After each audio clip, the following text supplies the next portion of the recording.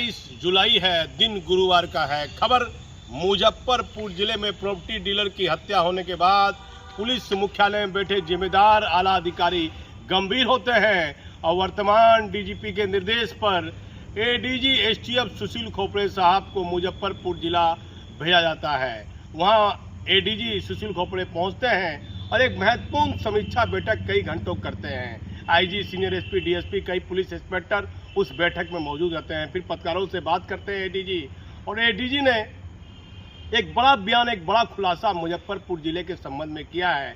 यदि ये पूरे बिहार में लागू होता है तो इससे पुलिस को कहीं न कहीं अपराध नियंत्रण में कहीं न कहीं बेहतर फायदा दिखेगा।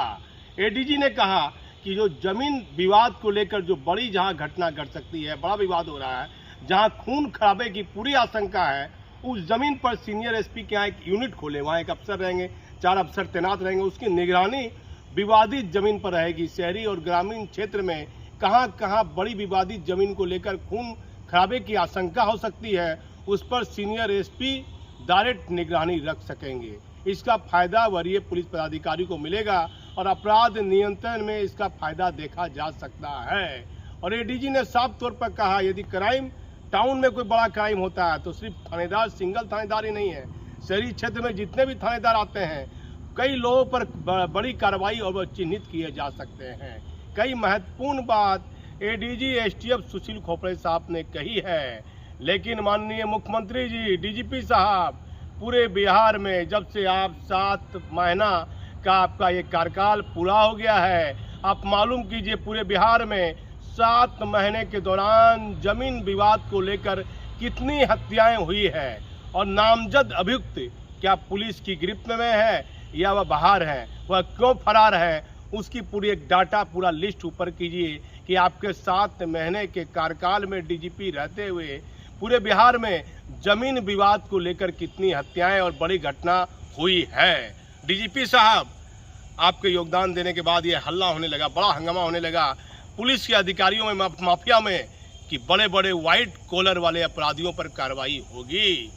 लेकिन मुझे नहीं लग रहा है डीजीपी साहब, जो सामान्य तौर पर विधि व्यवस्था की स्थिति के लिए डीजीपी निर्देश देते हैं, वही काम आरएस भट्टी कर रहे हैं। जो नाम खाम था आपका, जो रवैया था, जो हल्ला था, वह उस आधार पर, धरातल पर आपका काम बिहार पुलिस का नहीं देखा जा रहा है। बड़े बड़े व्हाइट कॉलर वाले अपराधियों पर, भूमाफियाओं पर पुलिस की कार्रवाई नहीं देखी जा रही है, जिसके कारण अब भागलपुर में एक राकेश सिंह की हत्या हुई है। उस मामले में एक व्यक्ति सलाखों के पीछे है और कई लोग फरार चल रहे हैं। जहां जहां जिस जिले में बड़ी बड़ी प्रॉपर्टी डीलर को जमीन को लेकर हत्याएं हो रही है, वहां सीनियर एसपी को डायरेक्ट पावर होना चाहिए कि 144 यदि एसडीओ साहब लगा रहे हैं तो एसडीओ साहब नोटिस भेजेंगे थाना नोटिस जाते जाते 1 से 2 दिन हो सकता है, विवाद की स्थिति हो सकती है, खून खराबा हो सकता है। तो ये एसडीओ साहब, सरकार को एक कानून बनाना चाहिए कि एसडीओ जो जमीन पर धारा 144 लगा रहे हैं, उसके लिए एसडीओ को सीनियर एसपी को ये जानकारी देनी चाहिए। सीनियर एसपी थाने से बात करेंगे कि जमीन में कौन कौन लोग हैं और जो लोग जमीन खरीद बिक्री कर रहे हैं उन पर कितने आपराधिक मुकदमा दर्ज है। पूरे बिहार में जमीन खरीद बिक्री करने वाले व्यक्तियों की एक सूची तैयार होनी चाहिए कि भागलपुर जिले में इतने लोग जमीन खरीद बिक्री कर रहे हैं। क्या ये सोना चांदी का काम करते हैं या सिर्फ इनका जमीन का कारोबार है, ये रियल एस्टेट का क्या कागज बनाए हुए हैं, और इनका इनकम टैक्स विभाग का काम कौन देख रहा है।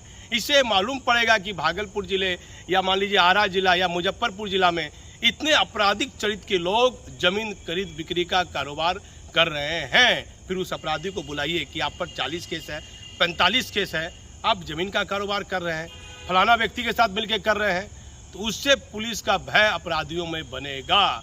नहीं तो आने वाले दिनों में जो स्थिति देखी जा रही है जमीन माफिया की, भू माफिया की, और जो अपना कॉलर ऊपर करके कह रहे हैं कि मैं कोर्ट और कानून से ऊपर नहीं हूं, ऐसे भू माफियाओं पर डीजीपी साहब कार्रवाई होनी चाहिए और पुलिस के आला अधिकारी को एक विशेष पावर मिलना चाहिए जिससे कि जमीन में कोई बड़ी घटना, बड़ा विवाद ना हो। तो इसके लिए बिहार के डीजीपी आरएस भट्टी साहब आपको गंभीर होना पड़ेगा। एक ही जिले में 15 साल, 16 साल, 17 साल से पुलिसकर्मी तैनात हैं, उनका तबादला नहीं हो रहा है। कई तरह का नुकसान फायदा देखा जा सकता है। नुकसान की बात कीजिए तो भूमाफिया, पुलिस और पत्रकार का गठजोड़ मुजफ्फरपुर में भी देखा गया है। 15 साल एक ही जिले में सिपाही हो गया है, वह भूमाफिया से संपर्क में आ गया, पत्रकार से संपर्क में आ गया। आखिर ये हस्तांतरण नियमानुकूल पुलिस मुख्यालय अभी तक क्यों नहीं कर रहा है? महत्वपूर्ण त्यौहार है मुहर्रम, लेकिन मुहर्रम खत्म होने के बाद यदि वर्तमान डीजीपी गंभीरता पूर्वक विचार करें तो पूरे बिहार में 15-16 सालों से पुलिस कर्मियों का हस्तांतरण रुका हुआ है, प्रमोशन भी नहीं हो रहा है, जो लगता है कहीं न कहीं आम माफियाओं से और स्थानीय अपराधियों से पुलिस का गठजोड़ आसान माना जा सकता है। इसलिए हस्तांतरण हो जाएगा तो नया पुलिसकर्मी आएगा, नए तरीके से काम करेगा, उस जिले के लोगों से उसकी दूरी बन जाएगी। तो पुलिस मुख्यालय में बैठे जिम्मेदार आला अधिकारी को भू माफियाओं पर कैसे लगाम लगे और कौन कौन जिले में कितने आपराधिक चरित्र के लोग जमीन खरीद बिक्री के कारोबार में शहरी और ग्रामीण क्षेत्र में लगे हुए हैं। जो एडीजी सुशील खोपड़े साहब ने कहा कि सीनियर एसपी का एक यूनिट खुलनी चाहिए, वह यदि पूरे बिहार में लागू हो जाए और विवादित जमीन पर ध्यान रखे, इससे अपराध नियंत्रण में कहीं न कहीं फायदा दिखेगा। आप हमारे चैनल पर बने रहिए। खास करते वर्मा जी पर कुछ स्पेशल खबर जो उनको नहीं मालूम होगी कि आज उनके शोरूम में वह किनके साथ बैठक किए हैं और उनके जीवन के पहले कारनामे से लेकर मेरी कोशिश रहेगी पुख्ता प्रमाण के साथ कुछ ऐसे कारनामे आपको बताऊंगा जो लोग भरोसा नहीं कर सकते हैं, लेकिन पुख्ता प्रमाण के साथ। आप हमारे चैनल पर बने रहिए। भागलपुर से दीपक नौरंगी।